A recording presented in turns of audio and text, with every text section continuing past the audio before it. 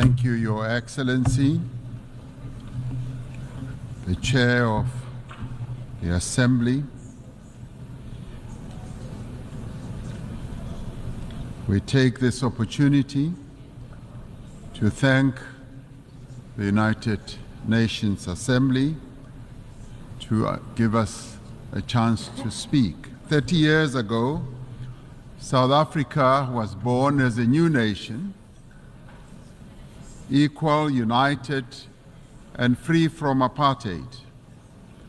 We adopted a new constitution as the birth certificate of our new nation.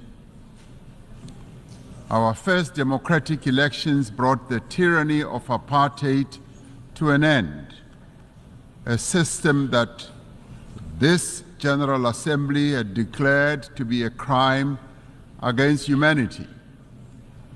In adopting Resolution 2202A in 1966, as later endorsed by the Security Council in 1985, the United Nations was a beacon of hope in our quest for justice. The great wave of solidarity of the peoples of the world, led by the United Nations, turned the tide against apartheid. Today, democracy flourishes in South Africa. We have a progressive constitution, an entrenched human rights culture, and strong institutions. We have laws to advance equality and programs to protect society's most marginalized and vulnerable. We continue to transform our economy so that it is in a more competitive position to create jobs, to attract more investment, and that it should benefit all. South Africa is a party to global treaties on human rights, gender equality, children's rights, refugee protection, and environmental protection. A few days ago, South Africa also endorsed the Pact that charts the course for a better future for global governance and towards the attainment of the Sustainable Development Goals. As signatory to the Paris Agreement, we are contributing our fair share towards the global effort and have a just energy transition plan to guide our carbon journey and climate resilient development. Through the African Union, we are working to advance Agenda 2063. We're involved in mediation and conflict resolution across our continent and actively contribute to peacekeeping missions. Our political culture has evolved and it continues to mature. We have just held our 7th free and fair general elections since our democracy, paving the way for the formation of the Government of National Unity.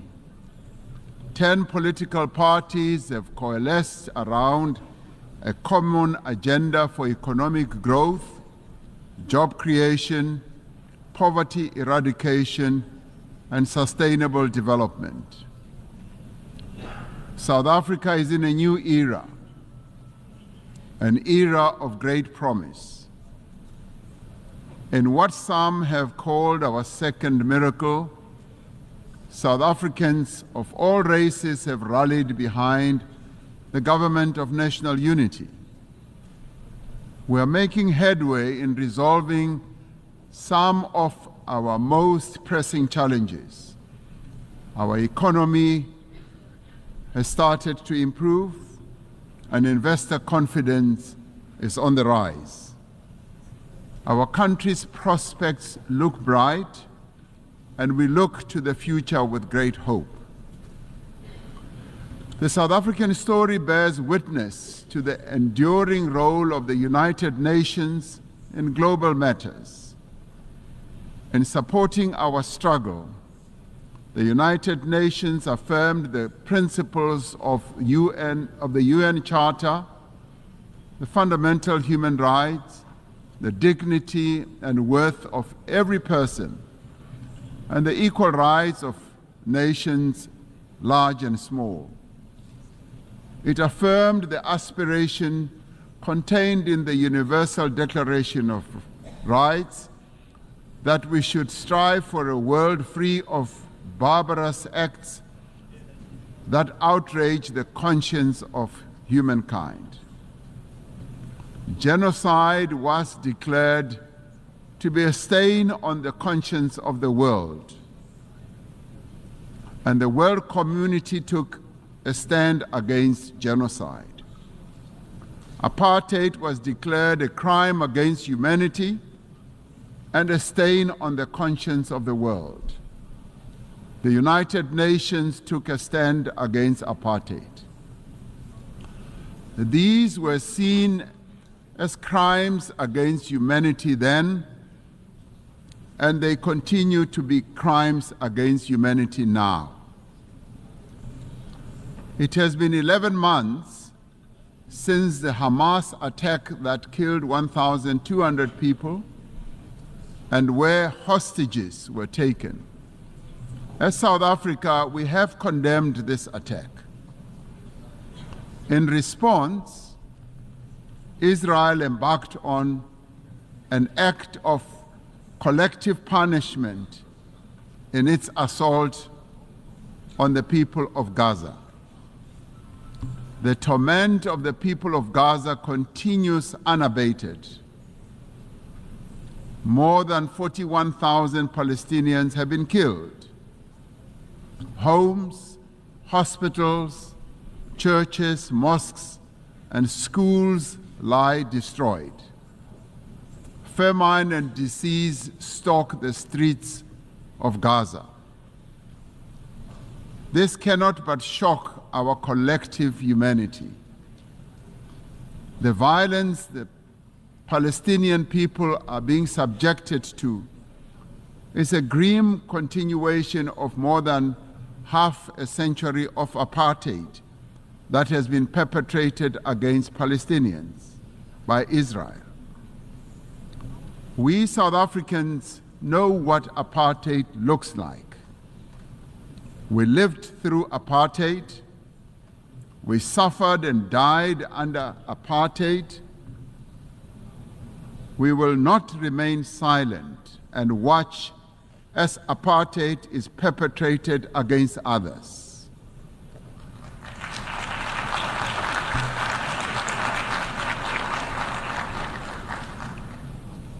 Through the United Nations and the instruments it wields, we must end the suffering that Palestinians are being subjected to. We are called upon to uphold the principles of the UN Charter and to uphold consistently and in their entirety the fundamental tenets of international law. International law cannot be applied selectively. No one state is more equal than any other. In December last year, South Africa approached the International Court of Justice, seeking an order to prevent Israel from committing genocide against the people of Gaza. We did so in terms of our obligations as a state party to the Convention on the Prevention and Punishment of the Crime of Genocide.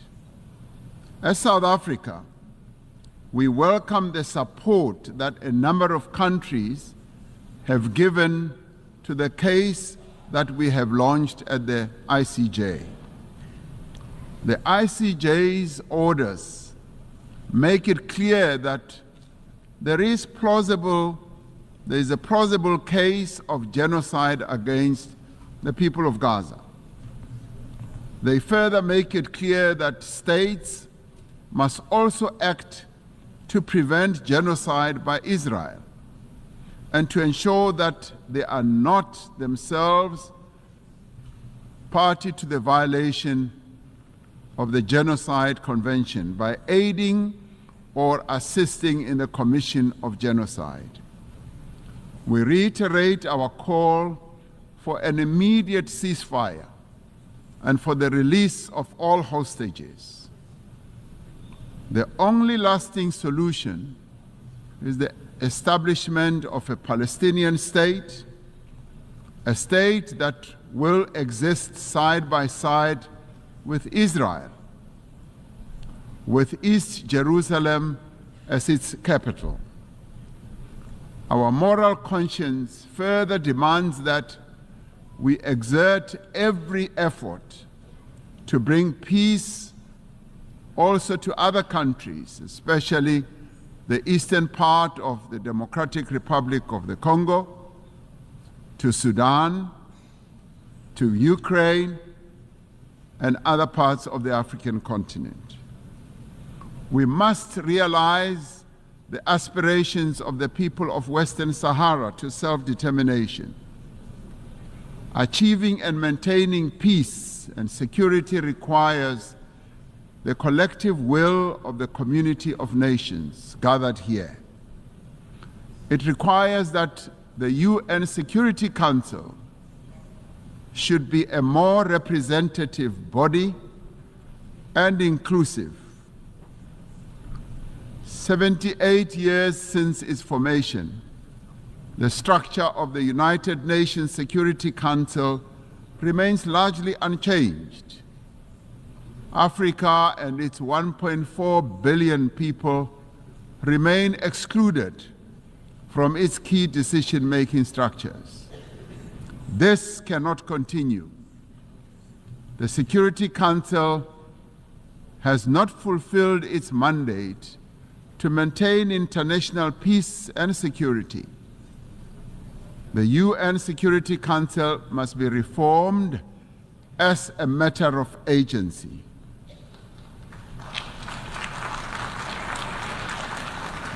We would like to see the Security Council being more inclusive so that the voices of all nations can be heard and be considered. It cannot remain an exclusive club of just 5 nations to the exclusion of the many nations in the world. Africa stands ready to play its role in building a safer global order by participating in the work of the UN Security Council on the basis of respect and acceptance. The African Union and its member states are engaged in mediation, in dialogue and diplomacy across our continent to create conditions under which peace and development can take hold. There must be greater collaboration between the United Nations and the African Union towards resolving a number of conflicts and also in addressing the root causes of conflicts that continue to rage. Pandemics and endemics pose a serious threat to us all. We are concerned by the spread of mpox across the world and in Africa in particular. We urge the international community to mobilize vaccines and other medical countermeasures for deployment where they are most needed. Economic prosperity is key to sustainable peace. Through the Africa Continental Free Trade Area, we are establishing the foundation for a massive increase in trade and investment and infrastructure in our continent. The AFCFTA will further integrate regional economies and accelerate Africa's industrialization and economic growth. The climate crisis is now a full-blown climate emergency in the world. It impacts very devastatingly to both countries and citizens of many countries. Extreme weather, such as flooding, fires, and droughts, are becoming wreaking havoc on societies, economies, and the livelihoods of ordinary people. Despite being least responsible for climate change, developing economy countries, and particularly African countries, are bearing the brunt of what they did not create and are in the front line. As South Africa, we remain committed to contributing our fair share to reduce global emissions, guided by the principle of differentiated responsibilities and respective capabilities. We have adaptation and mitigation programs and policies in place and have passed a climate change law to further support our emissions reduction targets. It is essential that climate actions do not deepen global inequality or stifle the developmental aspirations of the Global South. The industrialized nations are not honoring their climate commitments, and we repeat the call for predictable and sustainable financing for climate action. We must operationalize the agreed-upon climate financing and capacity building instruments to advance mitigation and adaptation. Pursuing sustainable development necessitates that those with greater means should support those who lack them. The world faces annual financing gap of some $4 trillion to achieve sustainable development. We call on better resourced countries to scale up their levels of support to developing economy countries. Debt is the millstone around the neck of many developing economy countries, stifling their potential and development. Debt servicing is robbing a number of countries of much-needed funds to support health, education, and social spending. South Africa endorses the United Nations Secretary General's call for the reform of the global financial architecture to enable developing economy countries to lift themselves out of the quicksand of debt. We must commit to systems for financing development that are more accessible, agile, and equitable. In 2025, South Africa will assume the presidency of the G20. We will use this important role to advocate for the peoples of Africa and all of the Global South, for their development and advancement. South Africa welcomes the adoption of the Pact for the Future and congratulate our sister country, Namibia, as well as for the Federal Republic of Germany for having ably steered the United Nations towards the adoption of the resolution in this regard.